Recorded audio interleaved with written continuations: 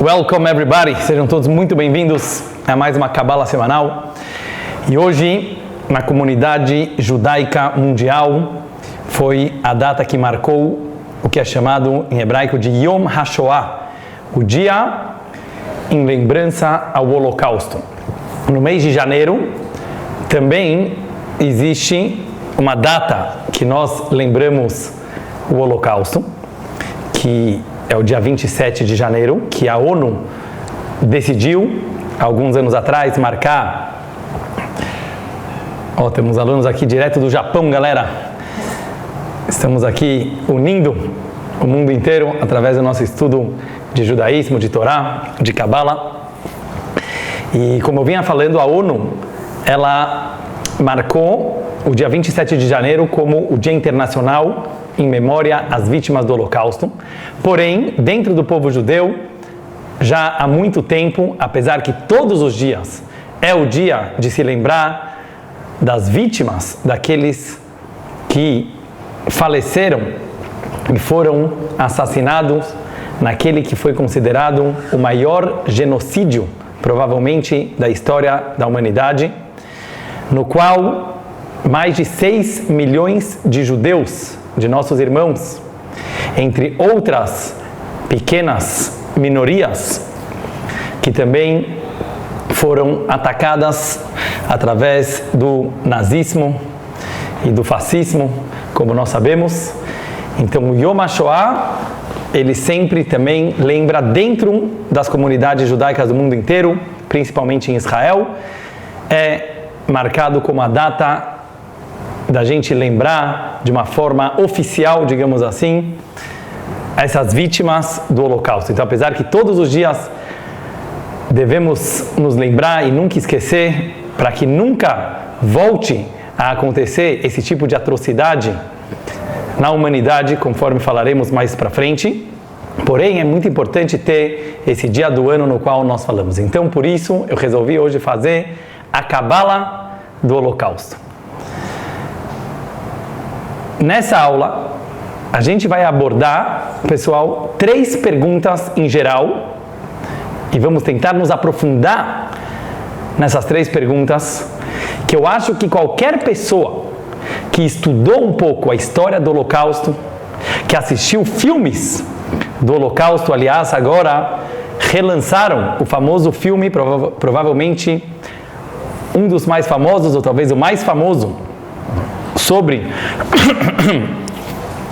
o Holocausto, a lista de Schindler, foi relançado, porque eles reproduziram o filme agora de uma forma digital, eles transformaram um filme que já foi feito há muitos anos atrás, eles reformularam todo esse vídeo e fizeram ele de uma forma digital, e ele está sendo lançado justamente nessa próxima semana em vários cinemas, várias salas de cinemas da cidade de São Paulo, já nessa nova versão, e realmente é um filme super importante, na minha opinião, de cada pessoa assistir. Quem não assistiu ainda, precisa assistir a lista de Schindler, deve se divulgar. Esse filmaço, podemos dizer, feito pelo Spielberg, que ele realmente retrata muito bem, para a gente ter uma pequena noção do que os judeus sofreram nos campos de concentração de Auschwitz, entre outros campos da Polônia e seus arredores. Então é um filme que eu acho assim indispensável para qualquer ser humano. E quando alguém assiste um filme desses, ou lê um pouco da história do Holocausto, ou escuta histórias, inevitavelmente precisam vir 3 perguntas. Pergunta número 1: onde estava Deus? Onde estava Deus quando 6 milhões de pessoas foram assassinadas a sangue frio, não no meio de uma guerra? E é isso que define um genocídio de outras catástrofes que aconteceram na história da humanidade, como guerras, na quais também morreram milhões de pessoas. Mas uma coisa são pessoas que caíram em batalha no meio de uma guerra, em nome de alguma coisa. Outro assunto completamente diferente é quando um grupo de pessoas decidem que uma certa raça, ou uma certa etnia, ou um certo grupo precisa ser literalmente exterminados do mapa, simplesmente por terem nascido assim. E foi isso que aconteceu com o nosso povo há algumas décadas atrás. E qualquer pessoa que tenta responder uma pergunta dessa, aonde estava Deus assistindo tudo isso acontecer, no qual praticamente metade do povo judeu na época foi eliminado.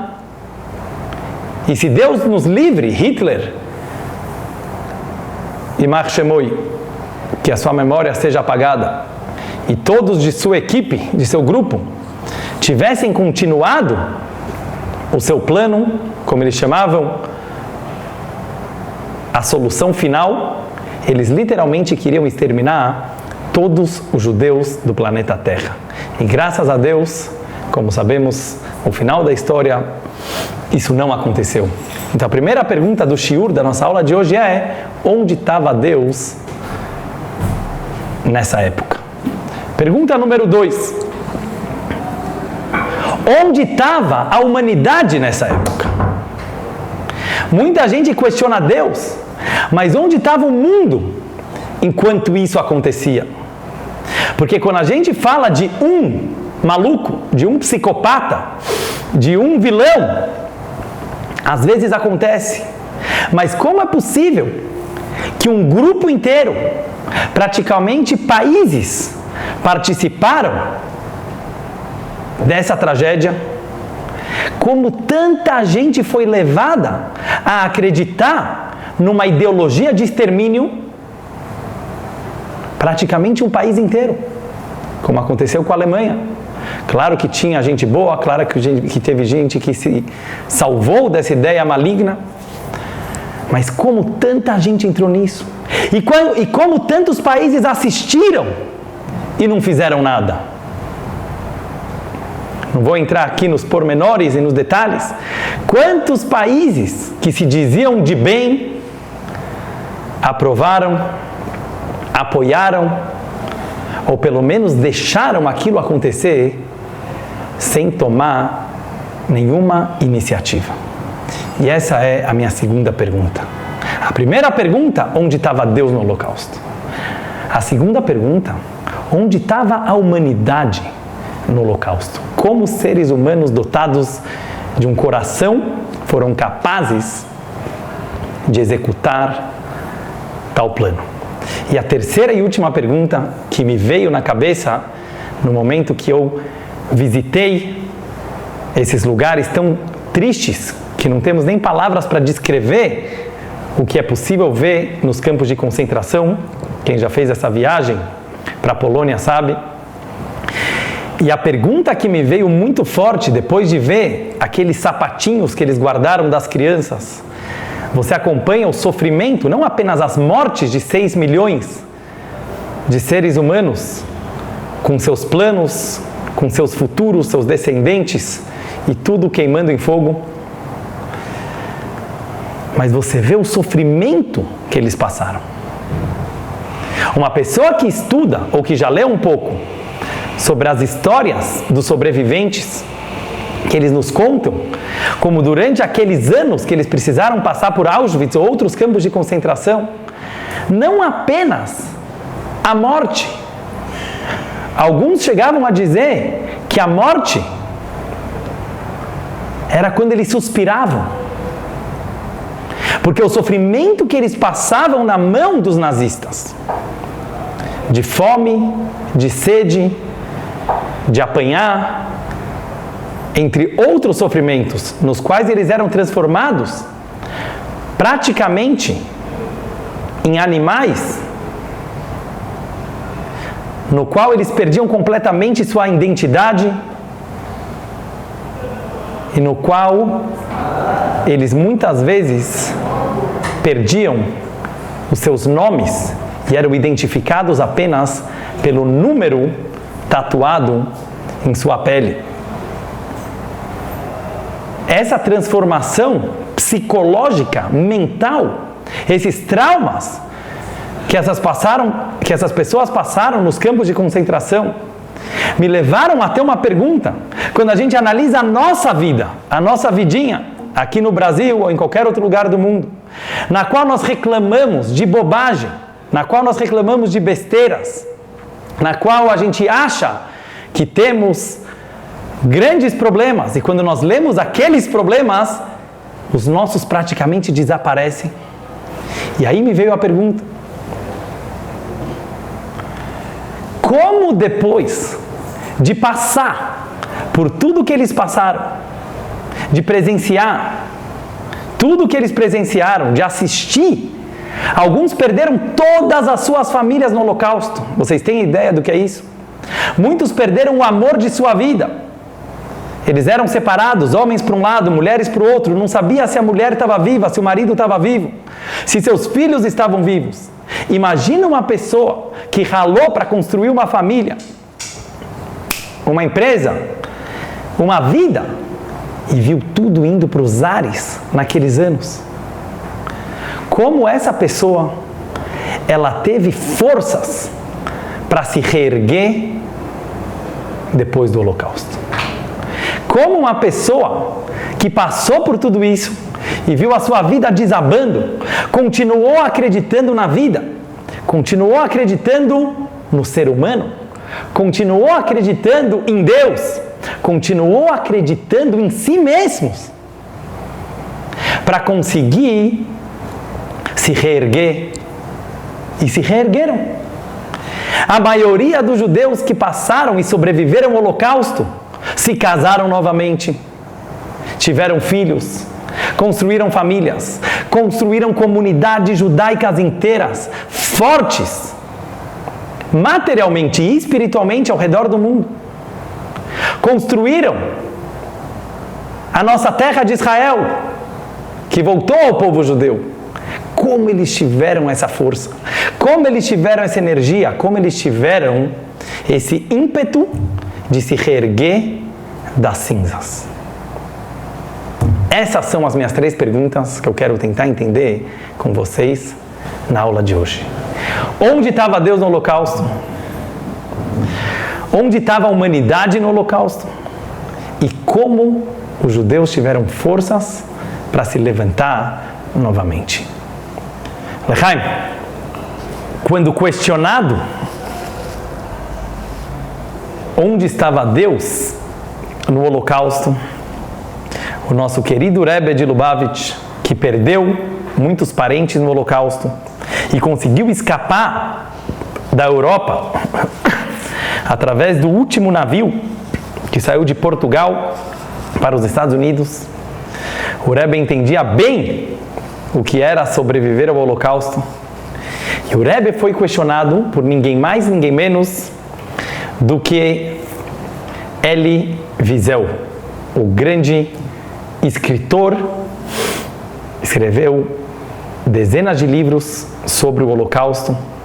Ele faleceu há pouco tempo atrás e ele foi uma das vítimas e sobrevivente do Holocausto que realmente conseguiu expor e lutou sua vida inteira para divulgar as atrocidades que o povo judeu passou. E depois do Holocausto ele estava muito traumatizado, muito chateado, e ele não conseguia se reanimar e reagir.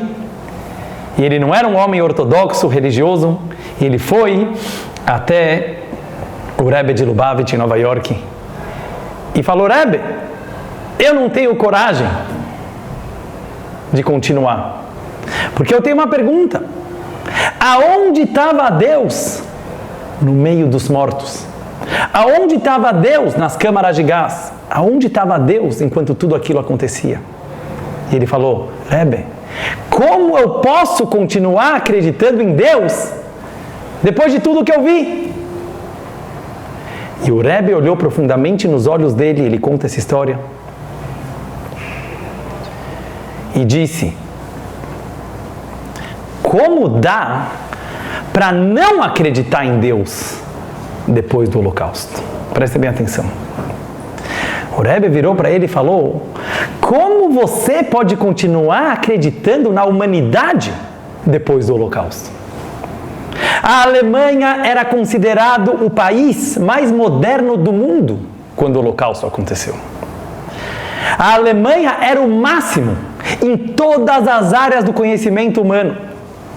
Todas as melhores universidades estavam lá. Arte, cultura, música clássica.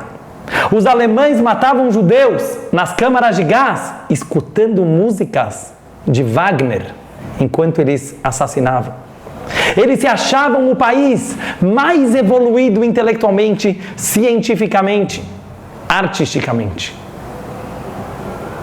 Então falou o Rebbe para ele: o que nós podemos entender e aprender do Holocausto é onde a humanidade pode chegar quando ela está fria, quando ela não tem calor humano. Pode ser o ser humano mais inteligente do planeta Terra. Pode ser a sociedade mais evoluída intelectualmente.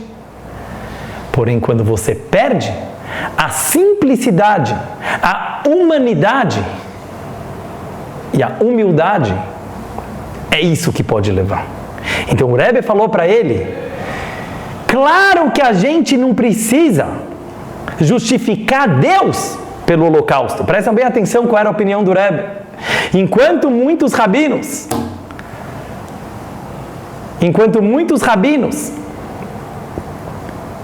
tentavam explicar por que o nosso povo precisou passar por isso, por que praticamente metade do povo foi perdido naquela história, naquela catástrofe, o Rebbe falava: o quê?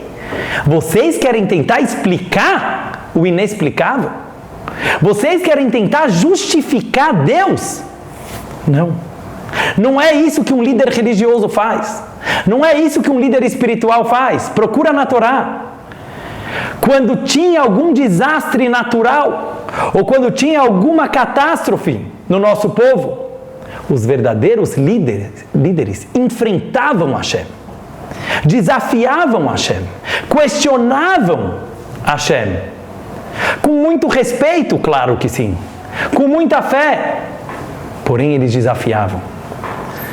Quando Deus queria destruir a cidade de Sodoma e Gomorra, o primeiro judeu, Abraham Avinu, nosso patriarca Abrão, virou para Deus e falou: Deus, você vai destruir uma cidade inteira?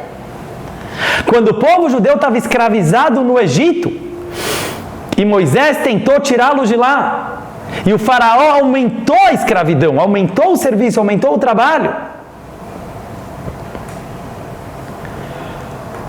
Moisés vira para Deus como um verdadeiro líder e fala: Deus, lama hareota laamazé, por que você está fazendo o povo sofrer? É isso que Deus gostava em Moshe Rabbeinu, é isso que Deus gostava em Moisés, é isso que Deus gostou em Abrão.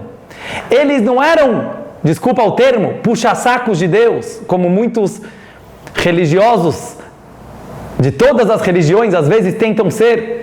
Eles não tentavam ser um advogado de Deus. Muita gente tenta ficar explicando. Não se mete nos planos divinos. É claro que a gente não entende os planos divinos. É claro que a gente não entende o inentendível. Como dizia aquele mestre racídico: graças a Deus eu não entendo Deus. Eu nunca acreditaria num Deus que eu conseguisse entendê-lo. Para de querer entender tudo.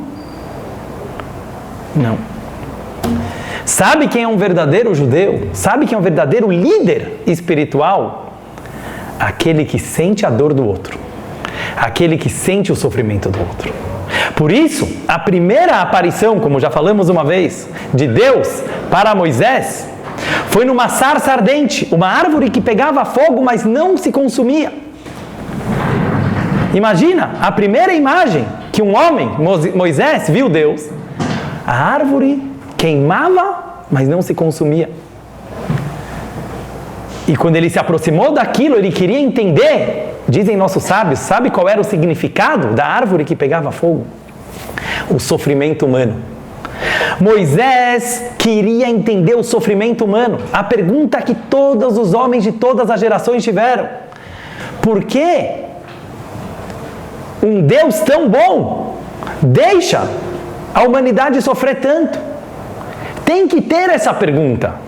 Um verdadeiro religioso é o que tem essa pergunta e não o que tem resposta para essa pergunta.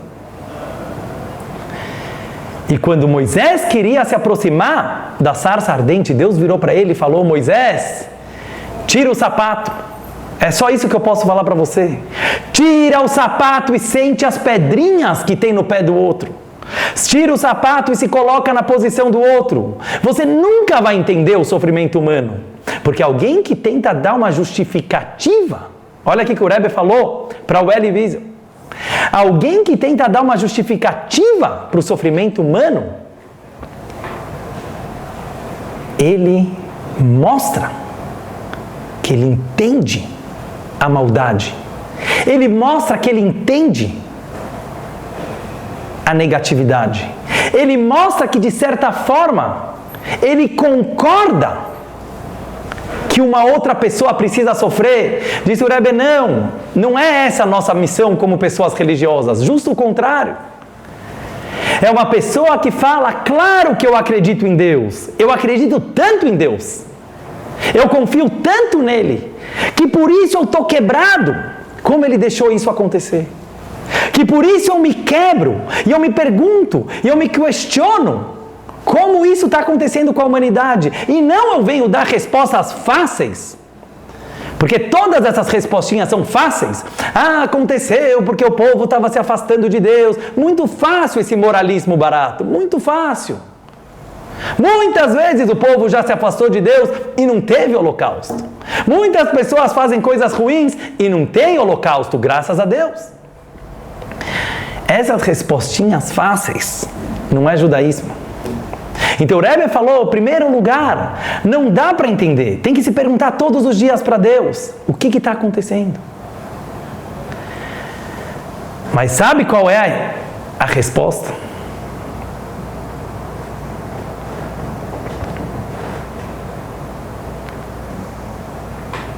A resposta é, como a Torá fala: Hashem Elokecha Eshochla. Deus é um fogo que consome. Essa é a única definição que a gente tem para Deus na Torá. Deus é comparado com o fogo. O fogo é quente. O fogo aquece. O fogo esquenta. Você quer saber se você está indo no caminho bom? Vê se você é uma pessoa calorosa.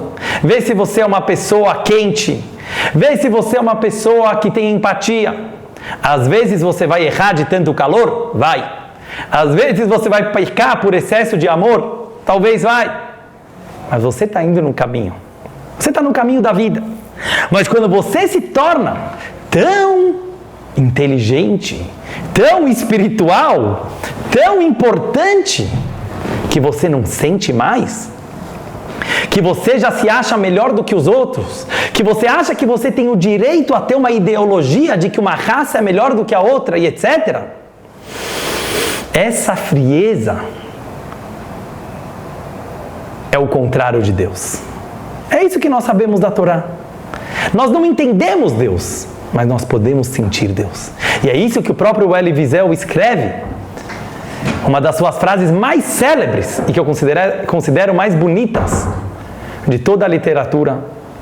Escreveu Elie Wiesel: eu aprendi no Holocausto e nos campos de concentração que o contrário de amor não é ódio, é indiferença. O contrário de amor não é ódio, como muitos pensam, é indiferença. Uma pessoa que tem ódio, ela tem amor também, como nós já falamos na Cabala do amor e do ódio. São dois lados da mesma moeda. Às vezes você ama, às vezes você odeia, mas você tem o coração quente. Você tem salvação. Uma pessoa que ela é o contrário do amor, ela é indiferente. E é isso que infelizmente a gente vê às vezes acontecendo hoje em dia, que as pessoas estão se tornando muito evoluídas em alguns aspectos. E onde elas demonstram essa evolução, como eu estava lendo num lugar essa semana: eu não te encho e você não me enche. Uma pessoa passiva, cada um no seu quadrado. Eu estou no meu canto. Mas pelo menos eu não faço mal a ninguém. Pelo menos eu não te encho o saco. Pelo menos eu não atrapalho a tua vida. Isso pode terminar muito mal. Deus nos livre. O judaísmo fala calor humano. Cada um no seu quadrado parece bonitinho. Mas como Albert Einstein já dizia em uma das suas frases célebres, eu não tenho medo das pessoas más. Eu tenho medo das pessoas boas que assistem e não fazem nada. O psicopata, o vilão da história, aquele que tem problemas. Mas e as pessoas passivas, que têm consciência, que têm inteligência, que entendem o que está acontecendo e não se mexem? Lá está o problema. Lá está o problema. Então, o contrário de amor não é ódio, nunca foi. É a indiferença, é a apatia. E aqui nós vamos para a segunda pergunta. Deus nós não entendemos. E temos que assumir que nós não entendemos. Mas a segunda pergunta é a humanidade. Onde estava a humanidade passiva? Como tanta gente, como alguém mencionou o filme A Onda, quanta gente entrou nessa vibe? Como tanta gente entrou numa ideologia destrutiva como essa? Com tantas consequências negativas para a própria Alemanha e para o mundo inteiro. Como tanta gente entrou? E a resposta, pessoal, estava nisso que estávamos falando justo agora. A indiferença. A indiferença vem quando nós começamos a nos tornar arrogantes. Quando nós começamos a achar que a nossa opinião vale mais que a dos outros. Quando a gente começa a achar que realmente a gente entende alguma coisa sobre a vida. A humildade. E como eu falei já várias vezes, o bom humor judaico, que aliás, abrindo apenas um parênteses, nós sabemos de histórias de como o humor judaico, ele foi fundamental, inclusive nos campos de concentração. Hoje existem livros que mostram como alguns judeus, tentando animar os seus irmãos, tentando dar um pouco de vida dentro daquele inferno, contavam piadas, tentavam fazer um certo tipo de teatro. Uma loucura se a gente fosse imaginar. Pessoas pesando 30, 40 quilos, pessoas sem o que comer. E eles usavam um bom humor. Sabe por quê?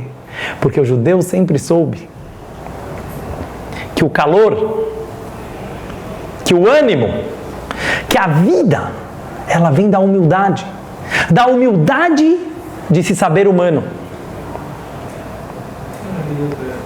Então, quando, principalmente no mundo de hoje, o mundo da informação, o mundo do dataísmo, como alguns falam, no qual já tem pessoas cogitando a dizer que as máquinas substituem o coração humano, que já será possível fazer um robô com emoções. É aqui a hora H. Esse é o momento mais crucial, pessoal, da nossa existência. Entender a diferença de um homem ou uma mulher e um robô. Um robô pode ser infinitamente mais inteligente do que um ser humano. Existem robôs, existem máquinas que fazem as contas melhor, que trabalham melhor, que fazem cirurgias melhor. E cada vez mais, se Deus quiser, teremos máquinas e robôs nos ajudando em nossas tarefas. Porém, o problema é quando o ser humano começa a virar um robô. Quando o homem começa a virar máquina. Quando as pessoas começam a achar que o máximo de evolução é ser uma pessoa que não sente, porque ela não estraga tudo. É ser uma pessoa que não se apaixona. É ser uma pessoa fria, indiferente, porque pelo menos ela não atrapalha a vida de ninguém. E eu acho que isso é começar a trazer as lições que nós podemos extrair do Holocausto para nossas vidas. Ninguém entende por que isso precisou acontecer. E coitado de quem acha que consegue entender. Ninguém entende por que Deus deixou isso acontecer. não temos que ter respostas para essa pergunta. Não há resposta para o sofrimento humano. Porém, há aprendizados. E se tem um aprendizado que nós devemos tirar do Holocausto, como podemos ver até no filme, A Lista de Schindler, que é baseado num filme, numa história real, desse homem, Schindler, que não era um judeu, e ele tinha uma fábrica, e no começo ele estava preocupado, como todo mundo, em ganhar dinheiro. E no meio, quem acompanhou bem a história, não vou fazer spoiler, mas acho que a maioria já deve ter visto o filme.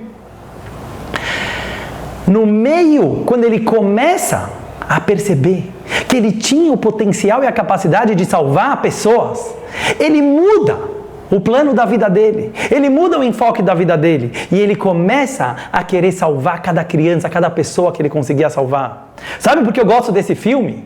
Porque não retrata o Schindler como um anjo, como um santo. Não, ele era um ser humano comum, como todos nós, com imperfeições, com egoísmo, com falhas. E justamente o coração mole dele não deixou ele continuar como uma máquina de fazer dinheiro. Essa é a beleza do filme. É a gente perceber que não precisa ser um tzadik, não precisa ser o justo do mundo. Não, todos nós temos lados. Temos lados positivos, negativos, construtivos, destrutivos. Mas não pode virar uma máquina. Um ser humano nunca pode virar um ser frio e sem empatia. E com isso, eu vou para a última parte da nossa aula, que eu considero, desculpa, a mais importante. Da onde o povo judeu, sobreviventes, tiraram forças, extraíram energia para se reconstruir? Essa é a minha maior pergunta. Normalmente você pode pegar outras histórias da humanidade, povos, nações, culturas, que passaram por grandes perseguições, ou grandes catástrofes, ou grandes tragédias. Eles desistiam. Ou que eles olhavam aquilo como um sinal que era para parar, ou que eles estavam tão traumatizados e decepcionados que eles não tinham mais forças para continuar. Tem uma passagem do Talmud maravilhosa. Tem uma passagem do Talmud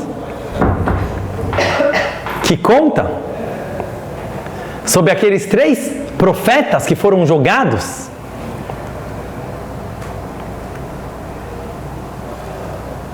numa fogueira, numa fornalha, e no final aconteceu um milagre e eles se salvaram daquele fogo. E o Talmud pergunta: o que aconteceu com eles depois? Porque a Bíblia não conta. O que aconteceu com eles depois?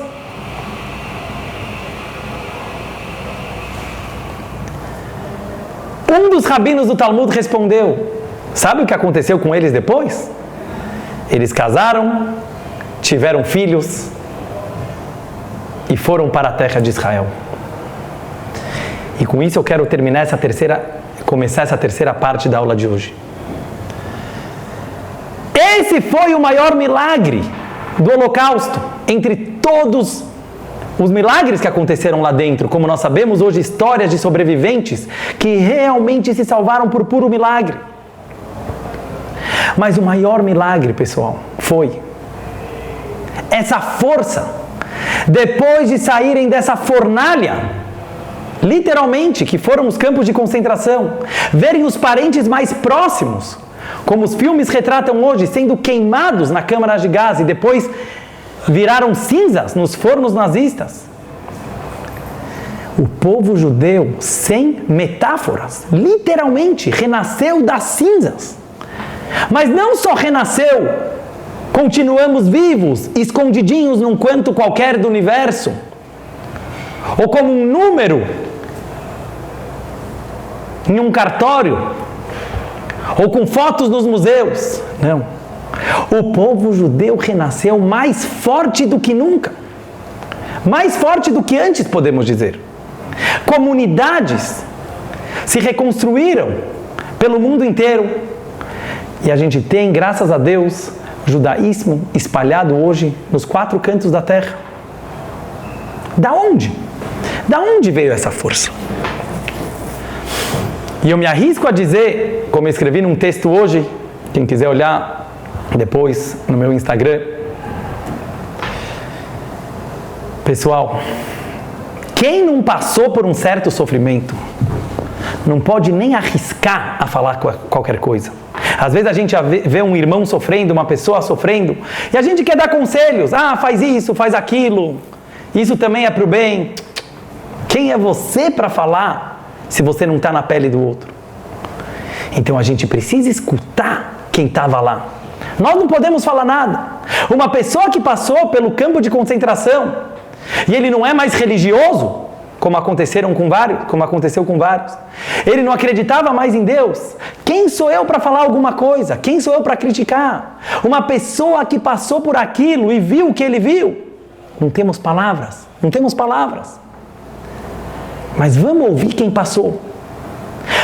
Pessoas que sobreviveram. Pessoas que passaram por essa tragédia ou outras tragédias. Todos falam a mesma coisa. Eu não sei porque eu fui escolhido. Eu não sei porque todos aqueles precisaram morrer. Mas uma coisa eu sei. Todo sobrevivente de tragédias falam isso. Eu me senti escolhido para viver. Eu me senti escolhido pela vida. E eu sinto que eu preciso viver por todos aqueles que não estão mais aqui para viver. Um sobrevivente é uma pessoa que ele não faz perguntas, que ele não tenta entender. Ele é uma pessoa que sente a graça que é estar vivo. Ele sente a bênção, a gratidão que é ter sobrado e poder viver por todos aqueles que não estão mais aqui. E com isso eu finalizo com 2 pequenas histórias do Rebbe de Lubavitch, que para mim são uma das maiores lições para nossas vidas. Há muitos anos atrás, um grupo de rabinos e de líderes comunitários resolveram fazer uma lembrança por todas as vítimas que pereceram no Holocausto. Qual foi a ideia que eles tiveram? Que toda a família judaica, no Seder de Pesach, que passamos agora, na noite do Seder de Pesach, vai deixar uma cadeira vazia. Deixe uma cadeira vazia em casa, em lembrança a um judeu que morreu no Holocausto.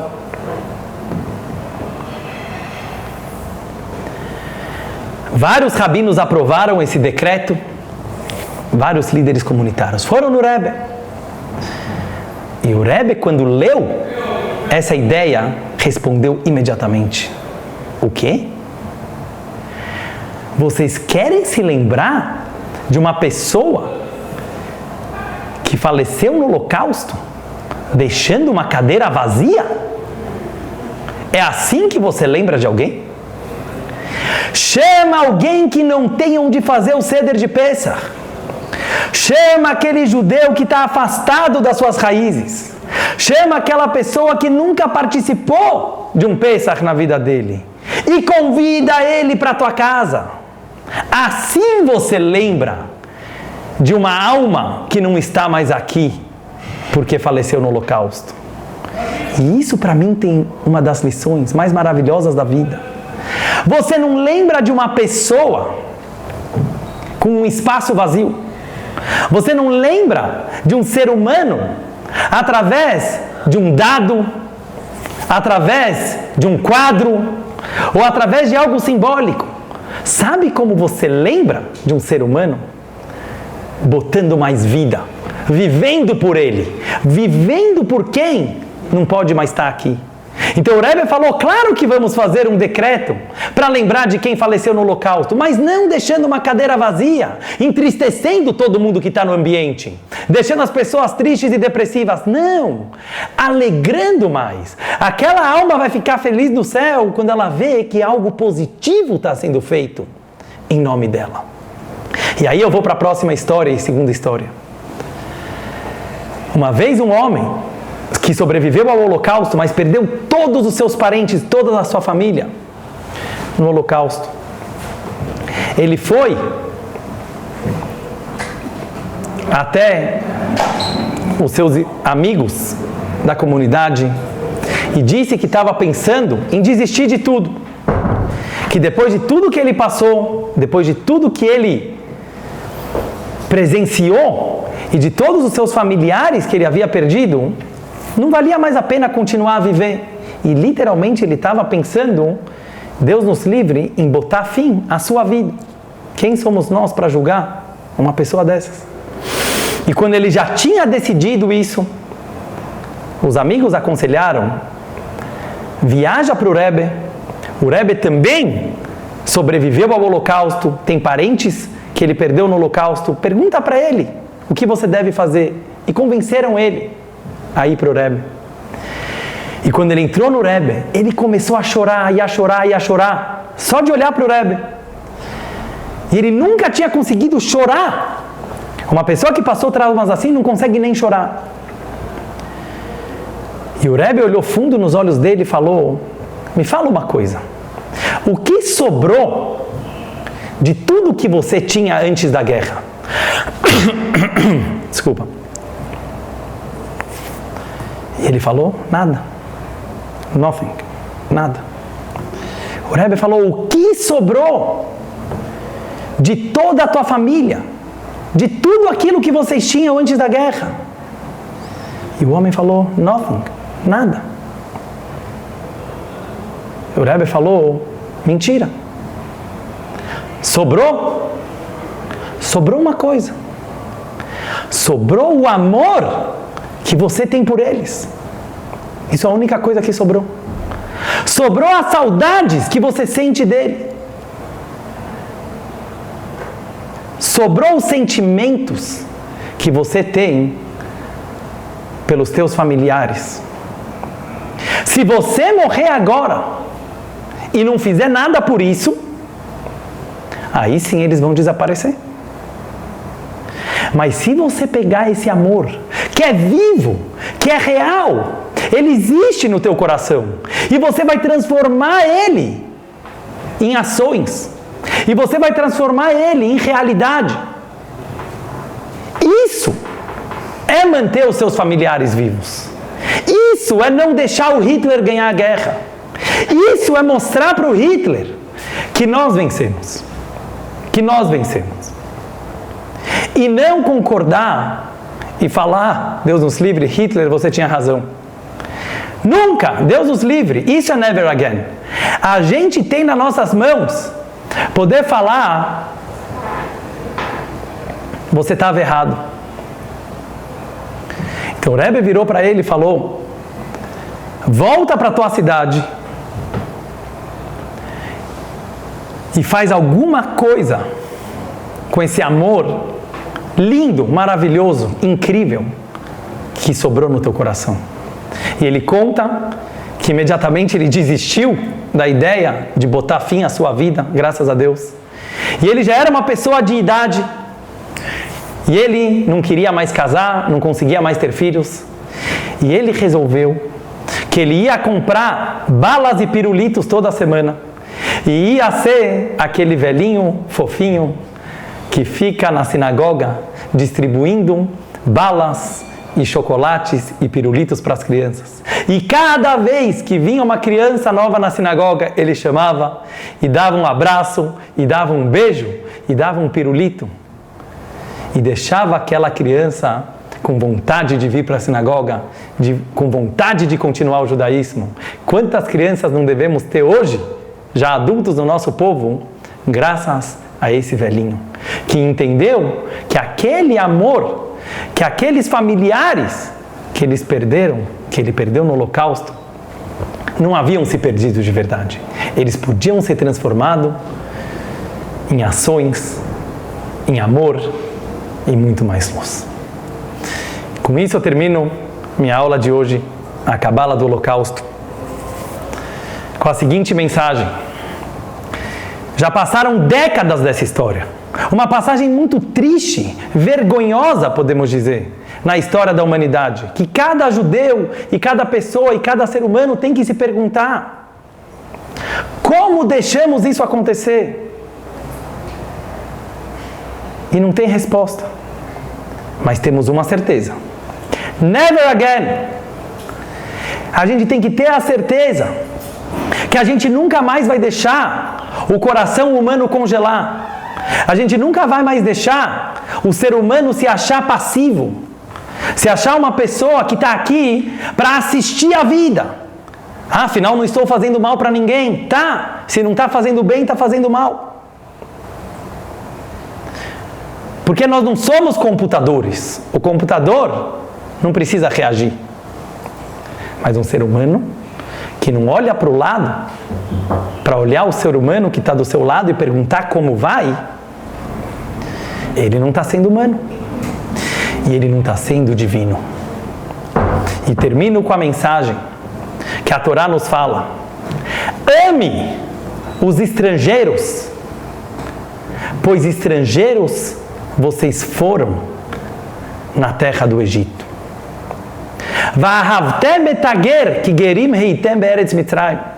Diz a Torá: você deve amar o convertido, você deve amar o estrangeiro, o diferente. Sabe por quê? Porque você era o diferente, você já foi o diferente. Você já foi o estranho numa terra estranha. E aqui a Torá está dando uma das maiores mensagens para a nossa vida em todos os tempos, principalmente em tempos atuais. Quando uma pessoa passou um grande trauma, quando uma pessoa passou uma grande dificuldade, quando uma pessoa passou uma história difícil, pode ser para toda a comunidade, ou pode ser na sua vida particular. Ele passou traumas, ele passou dificuldades que outros amigos não passaram. Existem 3 formas de uma pessoa assim reagir, de acordo com a psicologia mais moderna. Ou essa pessoa vai reprimir essas emoções, vai tentar esquecer, vai tentar apagar da sua vida, vai fingir que aquilo nunca aconteceu, de tão doloroso que é para ele se lembrar. Isso não é um bom caminho, porque isso bloqueia o coração dessa pessoa, porque isso um dia vai voltar. Isso não é um bom caminho. Tem uma segunda forma. A segunda forma é a pessoa que infelizmente perpetua o comportamento que foi feito com ele. Infelizmente. Muita gente, sem perceber, inconscientemente, pelo fato dela ter sofrido bastante, pelo fato dela ter passado um trauma muito forte, elas têm a vontade de se vingar do mundo. Ela tem a vontade de se vingar de todas as pessoas do mundo. E ela acaba perpetuando os atos do seu agressor. 2 caminhos muito negativos, mas que infelizmente acontecem. Vem a Torá e fala, e nos ensina uma terceira forma, um terceiro caminho. Um terceiro caminho.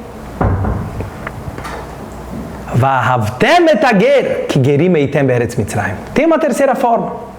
Você passou por um sofrimento, você passou por uma dor, transforma ela em amor.